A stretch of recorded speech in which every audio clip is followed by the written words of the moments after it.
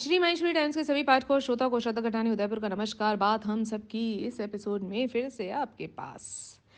एक राजा बहुत दिनों से विचार कर रहा था कि वो राजपाट छोड़कर आध्यात्म मतलब ईश्वर की खोज में अपना समय लगाए। राजा ने इस बारे में बहुत सोचा और फिर अपने गुरु को अपनी समस्याएं बताते हुए कहा कि उसे राज्य का कोई भी योग्य वारिस नहीं मिल रहा है। राजा का बच्चा छोटा है, इसीलिए वह राजा बनने के योग्य नहीं है।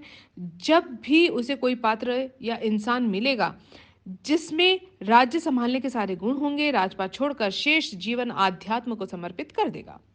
गुरु ने कहा, राज्य की बागदौड़ मेरे हाथों में क्यों नहीं दे देते? क्या तुम्हें मुझसे ज्यादा पात्र, ज्यादा सक्षम कोई इंसान मिल सकता है? राजा ने बोला, मेरे राज्य को आपसे अच्छी तरह भला और कौन जानता है? तो और कौन संभाल सकता है? लीजिए, मैं इसी समय राज्य की बागदौड़ आपके हाथों में सौंप देता हूँ। गुरु ने बोला, अब तुम क्या करोगे? राजा बोला, मैं राज्य के खजाने से थोड़ा सा पैसे ले लूंगा, जिससे मेरा बाकी जीवन चल जाएगा। गुरु ने कहा, मगर अब खजाना तो सारा मेरा है, मैं तुम्हें पैसा लेने ही नहीं दूंगा।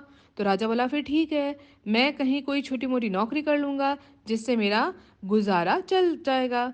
तो गुरु ने कहा, अगर तुम्हें काम ही करना है तो मेरे यहाँ नौकरी खाली है, तुम मेरे ही नौकरी कर लो, या यहाँ नौकरी करना चाहोगे?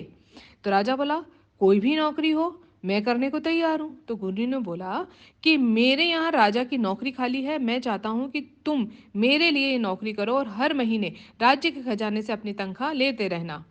1 वर्ष बाद गुरु वापस लौटकर आया तो देखा कि राजा बहुत खुश था। अब तो दोनों ही काम हो रहे थे। जिससे आध्यात्म के लिए राजपाट छोड़ना चाहता था वह भी चल रहा था, और राज्य संभालने का काम भी बहुत अच्छी तरह से चल रहा था। अब उसे कोई भी चिंता नहीं थी। क्या परिवर्तन हुआ होगा? कुछ भी तो नहीं। राज्य वही, राजा वही, काम वही, बस दृष्टिकोण बदल गया। इसी तरह जीवन में अपना दृष्टिकोण बदले, मालिक बनकर नहीं बल्कि यह सोचकर सारे काम करें कि मैं ईश्वर की नौकरी कर रहा हूं।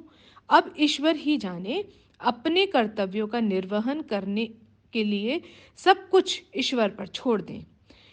फिर आप हर समस्या और हर परिस्थिति में खुशहाल रह पाएंगे।